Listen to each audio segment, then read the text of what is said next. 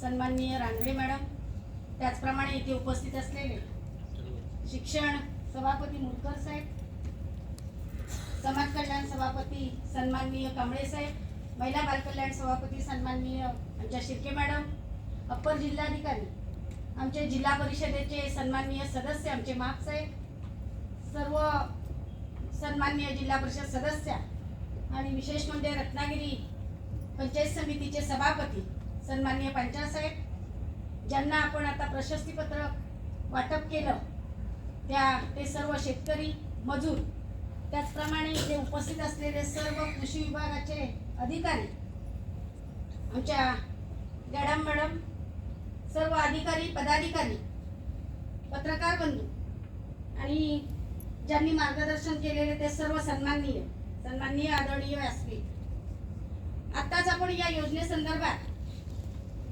माहिती, अमूल्य अशी माहिती आपण ऐकलेली आहे।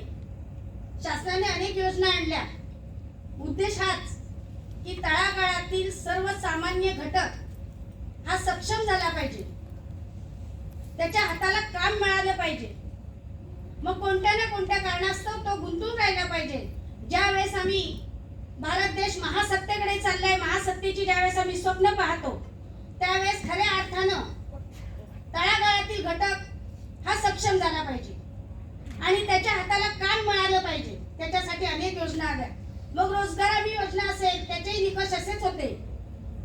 संपूर्ण ग्रामीण योजना असेल, मनरेगा असेल, आज मनरेगाचं रूपांतर आज विबीजी मध्ये झालेलं आहे।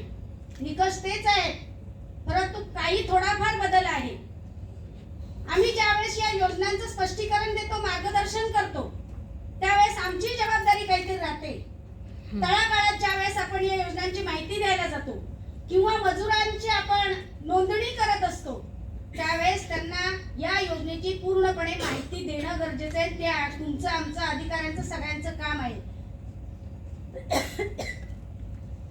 जेणेकरून गाव पातळीवर, ग्रामपंचायत स्तरावर, पंचायत समिती स्तरावर असे शेतकऱ्यांचे मेळावे घेणं, त्यांना उपकृत करणं। कारण अशा अनेक योजना आल्या। मग एक मी साधारणतः सांगेन, गोठा बांधणे ही मनरेगातून योजना आली। किती टक्के सगळ्यांनी काम केलं? काही कर्मचारी नाराजच होते या योजनेवरती आणि म्हणून अशा योजना असफल झाल्या।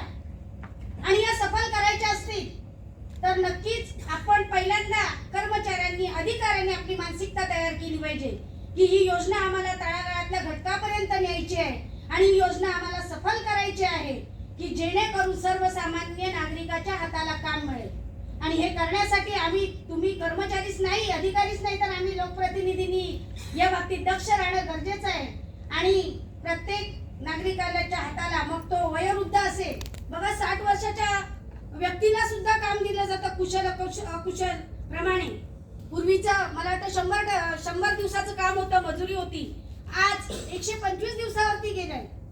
आणि ज्या वेळेला त्याच्या हाताला काम दिलं जाणार नाही त्यावेळेला त्याची जबाबदारी घेतलेली आहे। त्याला 25% 50% भत्ता देण्याची जबाबदारी सुद्धा शासनाने घेतलेली आहे। मग हे सगळं जर शासन करतंय, मग आम्ही काय करणार? आम्हाला फक्त जनजागृती करायची आहे आणि ते मुख्य काम आम्हाला करायचंय। ते या माध्यमातून जर आपण नक्कीच केलं तर असे प्रशिक्षणाचे आणि अशा कार्यशाळा घेणं हे योग्य ठरेल। नाहीतर इथलं मार्गदर्शन हे इथंच राहून जाईल, लोकांपर्यंत 1% सुद्धा पोहोचणार नाही। एवढंच मी या निमित्ताने सांगू इच्छिते, कारण तुमची माझी सगळ्यांची जबाबदारी आहे आणि या योजनेसाठी आपली जिल्हा परिषद पूर्णपणे 100% सगळ्यांच्या पाठीशी आहे। फक्त काम करा आणि काम करत राहा, आलेली योजना लोकांपर्यंत पोहोचवा, एवढंच या निमित्ताने मी सांगेन। आणि खरोखरच छान असं आजचं शिबिर आयोजित केलेलं आहे, मार्गदर्शन आपण सगळ्यांनी चांगलं केलेलं आहे, त्याचा फक्त लाभ होऊ द्या एवढंच सांगते आणि इथेच थांबते। धन्यवाद। जय हिंद, जय महाराष्ट्र।